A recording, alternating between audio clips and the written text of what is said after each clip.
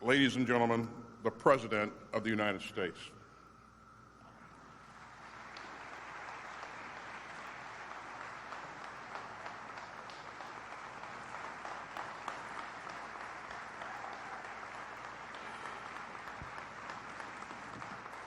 Madam Vice President, Secretary Austin, Secretary McDonough, General Milley, Gold Star families, my fellow Americans.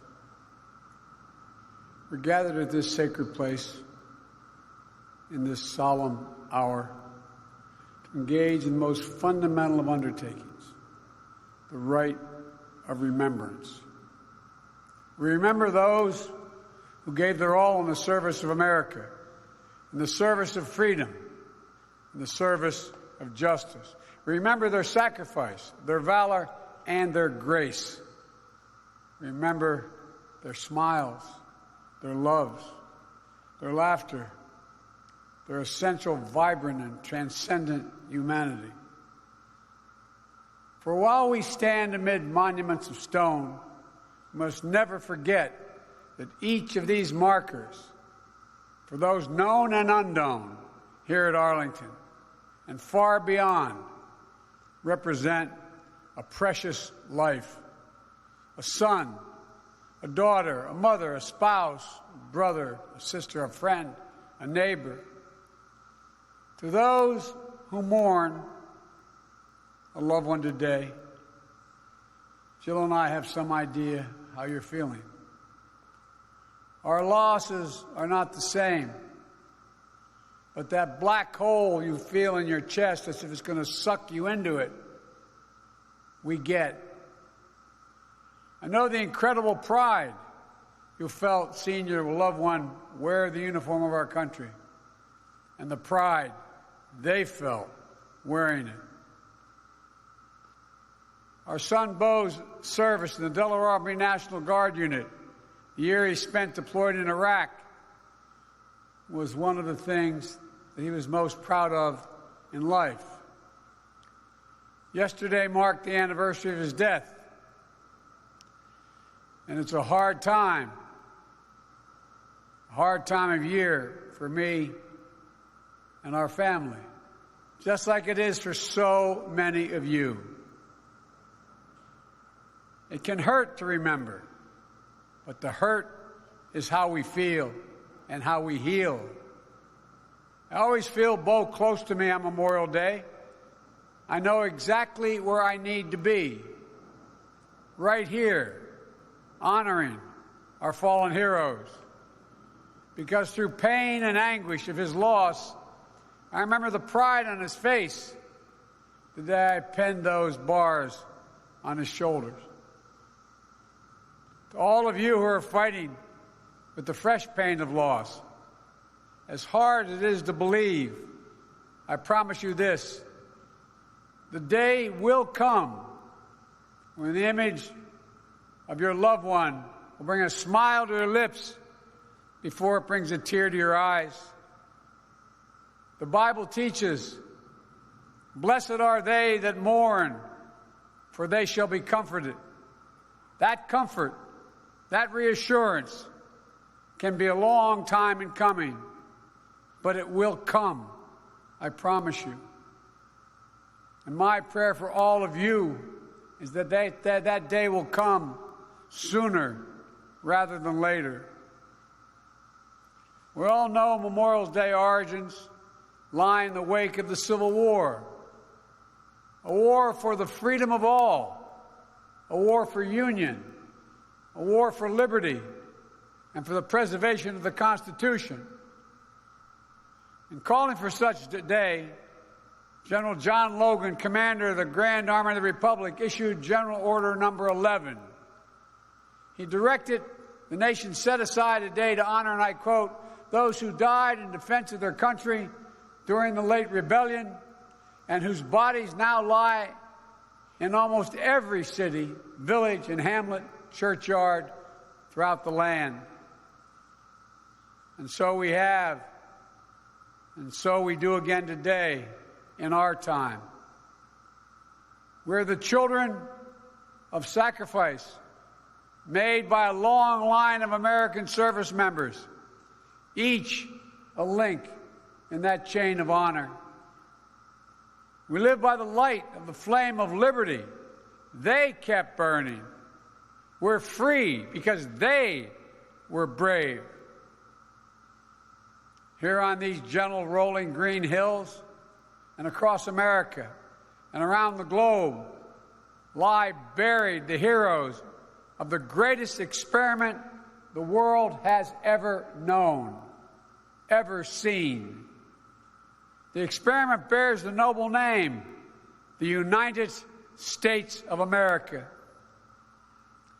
Women and men, all those we honor today, gave their lives for their country, but they live forever in our hearts, forever proud, forever honorable, forever American. They are the sentinels of liberty, defenders of the downtrodden, liberators of nations. And still today, Americans stand watch around the world, often at their great personal peril. War and conflict, death and loss are not relics of our American history. They're part of the American story. Here in Arlington lie heroes who gave what President Lincoln called the last full measure of devotion. They did not only die at Gettysburg or in Flanders Field or in the beaches of Normandy, but in the mountains of Afghanistan, the deserts of Iraq in the last 20 years. Section 60, when I walk through it, reminds me of the cost of war. Hundreds of graves are here from recent conflicts. Hundreds of patriots gave their all. Each of them leaving behind a family who live with their pain and their absence every single day. I want to assure each of those families, we will never forget what you gave to our country. We will never fail to honor your sacrifice. Each day, starting when I was Vice President of the United States, I carry in my pocket a number of troops killed during the wars in Afghanistan and Iraq. Not an approximation, not rounded off numbers. They each leave behind an entire community and family. And today, that number is 7,036. 7,036 fallen angels who have lost their lives in these conflicts. And on this Memorial Day, we honor their legacy and their sacrifice. Duty, honor, country. They lived for it. They died for it. And we as a nation are eternally grateful. You know, America's been forged in the battles and the fires of war. Our freedom and the freedom of innumerable others has been secured by young men and women who answered the call of history and gave everything in the service of an idea. The idea of America. It's the greatest idea in the long history of humankind. An idea that we're all created equal in the image of Almighty God. That we're all entitled to dignity, as my father would say, and respect, decency and honor, love of neighbor. They're not empty words, but the vital beating heart of our nation. And that democracy must be defended at all costs, for democracy makes all this possible. Democracy. That's the soul of America. And I believe it's a soul worth fighting for. And so do you. A soul worth dying for. heroes who lie in eternal peace in this beautiful place, this sacred place, they believe that too.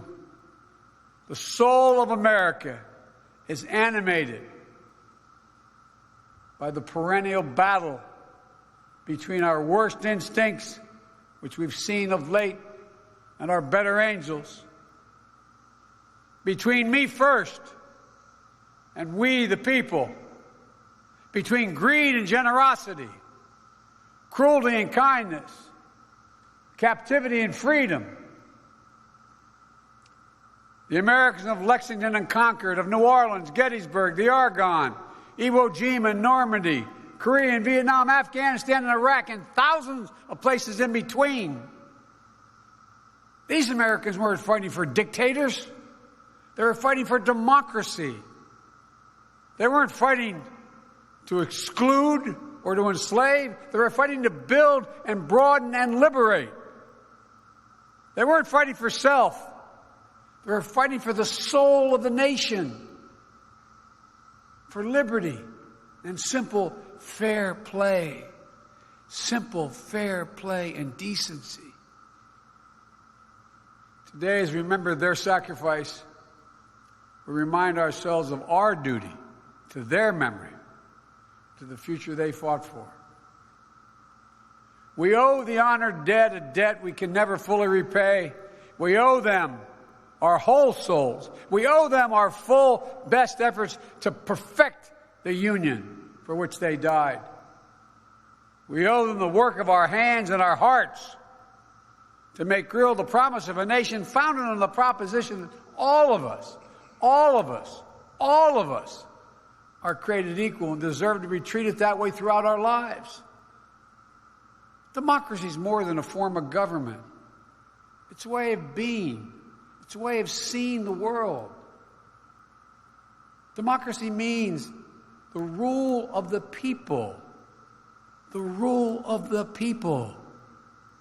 Not the rule of monarchs. Not the rule of the moneyed. Not the rule of the mighty. Literally, the rule of the people.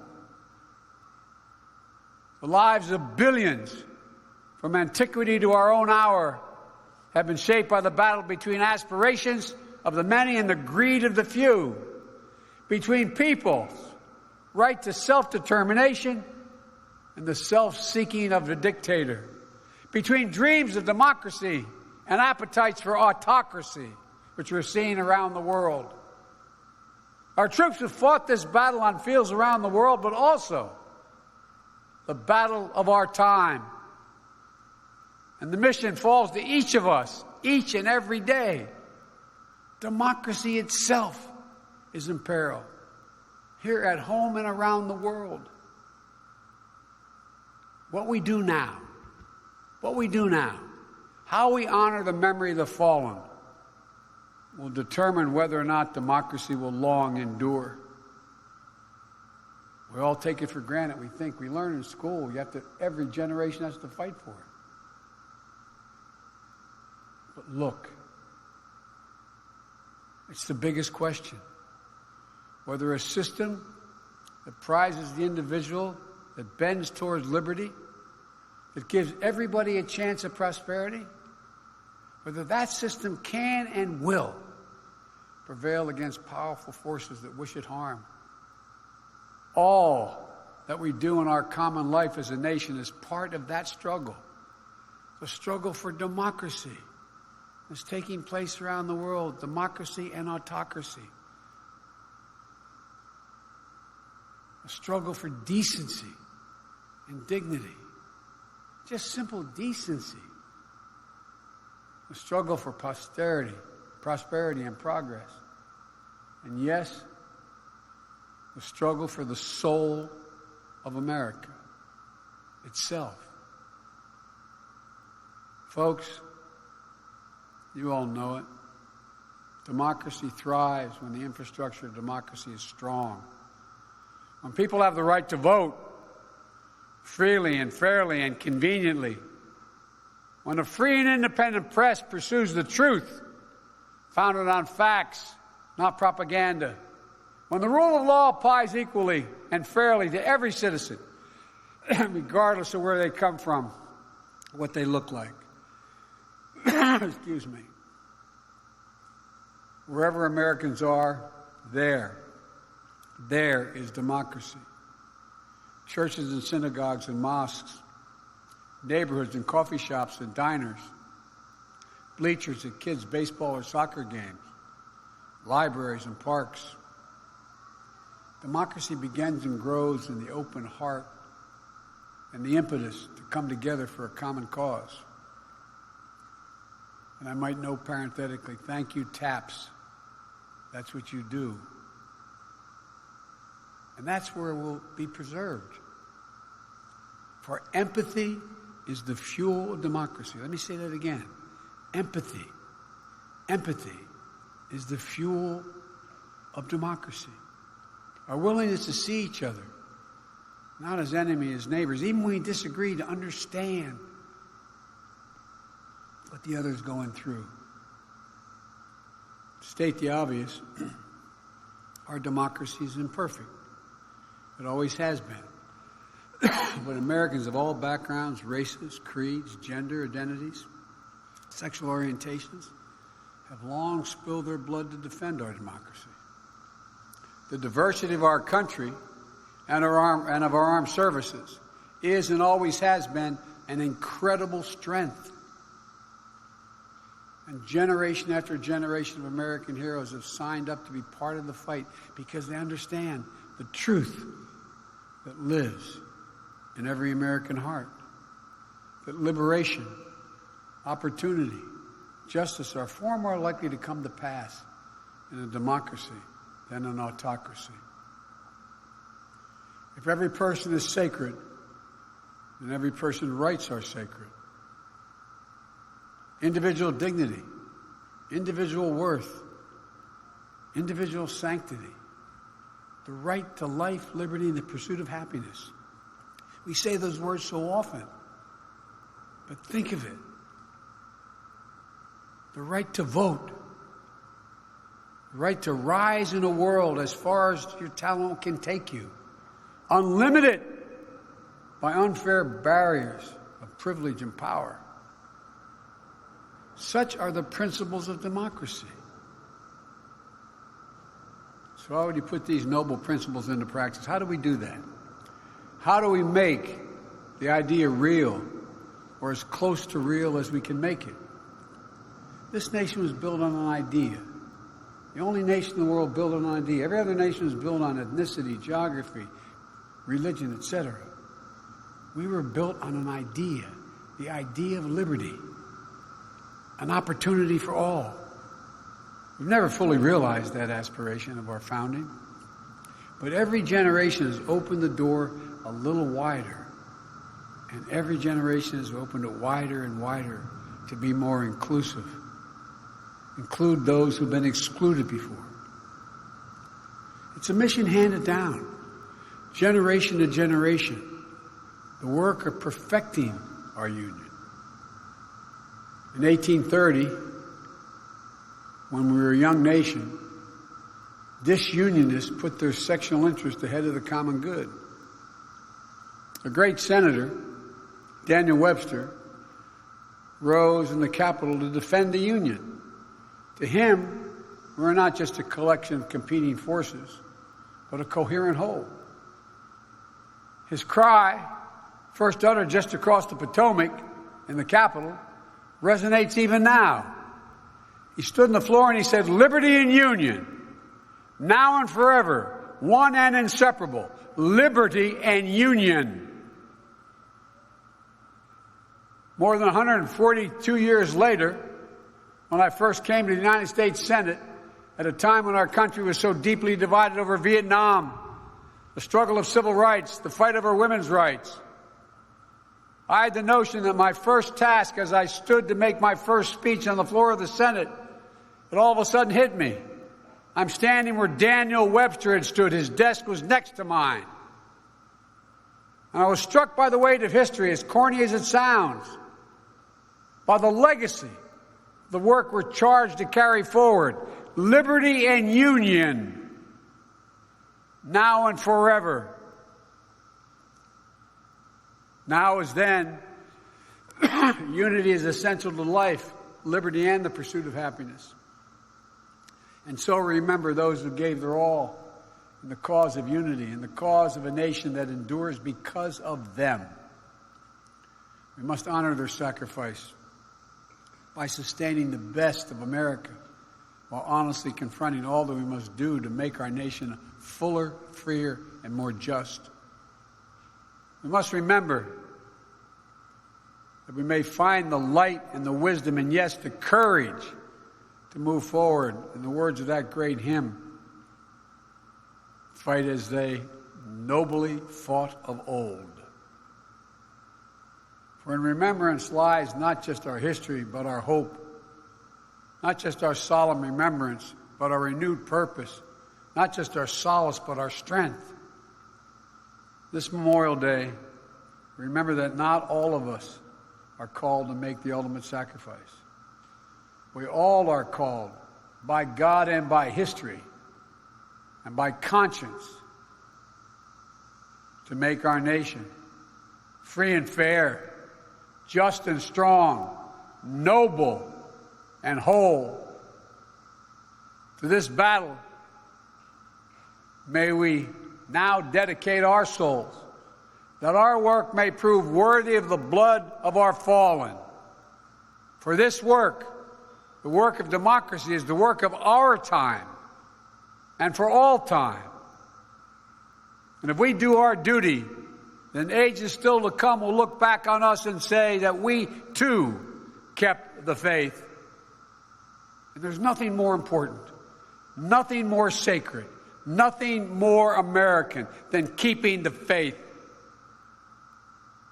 May God bless the United States of America, and may the light perpetually shine upon the fallen.